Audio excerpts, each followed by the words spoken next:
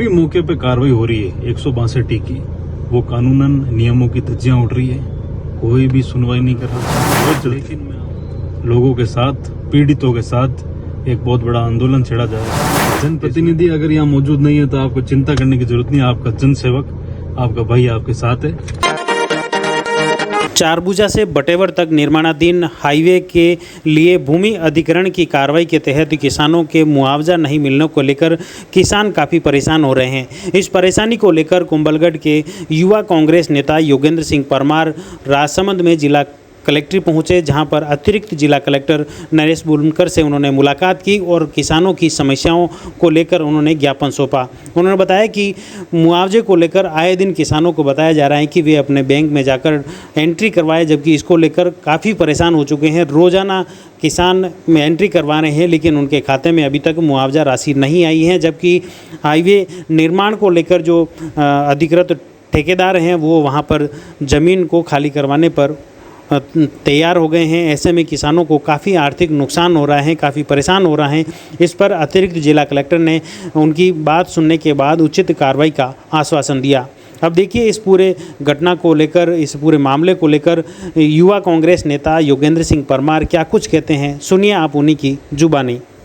नमस्कार, मैं योगेंद्र सिंह परमार, विधानसभा क्षेत्र कुंभलगढ़। दोस्तों, आज एक विशेष काम को लेकर मैं इस वीडियो के माध्यम से आपके सामने उपस्थित हुआ हूँ। कुंभलगढ़ क्षेत्र अभी कई समस्याओं का सामना कर रहा है। कई लोग बिजली, पानी, सड़कों के कामों से परेशान हैं, लेकिन किसी प्रकार की कोई भी जन सुनवाई अभी वहां पर किसी के साथ भी नहीं हो पा रही। वैसे ऐसे कई कारण हैं जिसकी मैं आवाज आप तक पहुंचाना चाह रहा था, लेकिन सबसे मुख्य कारण वैसा ही एक समस्या जो अभी कुंभलगढ़ में चल रही है, वो है 162E जो कि हाईवे का निर्माण हो रहा है। उस हाईवे के निर्माण में सबसे बड़ा कारण यह है कि जो ठेकेदार है, जो उस राष्ट्रीय राजमार्ग का, वो अपनी मनमानी कर रहा है, नियमों की अवहेलना कर रहा है, कानून की धज्जियां उड़ा रहा है, लेकिन कोई भी सुनवाई नहीं हो रही है। सबसे बड़ा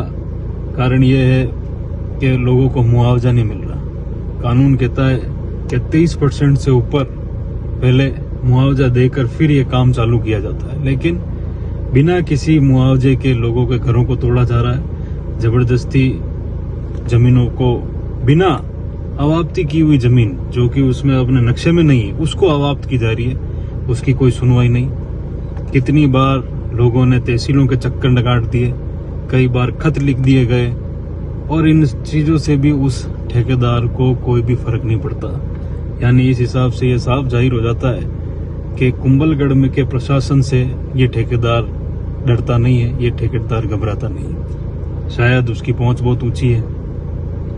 तो मैंने भी ये सोचा कि इस बात का शुरुआत हमें भी करनी चाहिए, क्योंकि जनप्रतिनिधि शायद कहीं बिजी हैं, शायद उनको कोई फर्क नहीं पड़ता, लेकिन एक जन सेवक का कर्तव्य बनता है कुंभलगढ़ के लोगों की हेल्प करना।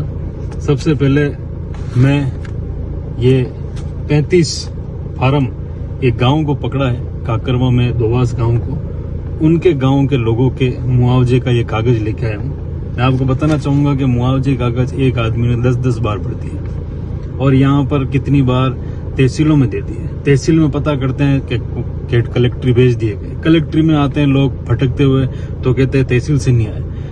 क्या बीच में ये चीजें गायब हो जाती है? कहाँ गायब होती है? तो मैं ये देखने आया हूँ, और इस बार ये काम मेरा है नहीं, लेकिन ये खुद मैं एडीएम साहब को अपने हाथों से दूंगा, और देखूंगा कि यह कागज कहाँ तक जाएंगे, लोगों को जहाँ तक पहुंचेंगे उस कर्मचारी को मैं खुद अपने हाथ से सौंप के आऊंगा।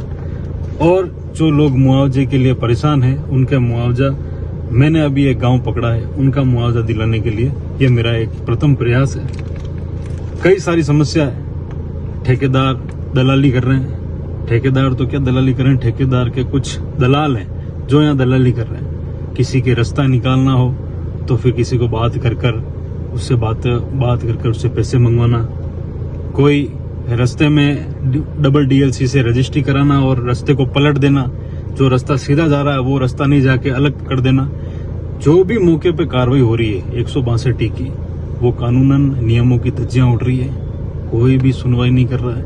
लेकिन मैं आपको इस वीडियो के माध्यम से बता देना चाहता हूं कि बहुत जल्दी लोगों के साथ, पीड़ितों के साथ एक बहुत बड़ा आंदोलन छेड़ा जाएगा, जिसमें इस ठेकेदार के खिलाफ मुकदमे दर्ज करने की बात होगी, मुआवजा नहीं मिलने तक भूख हड़ताल की जाएगी।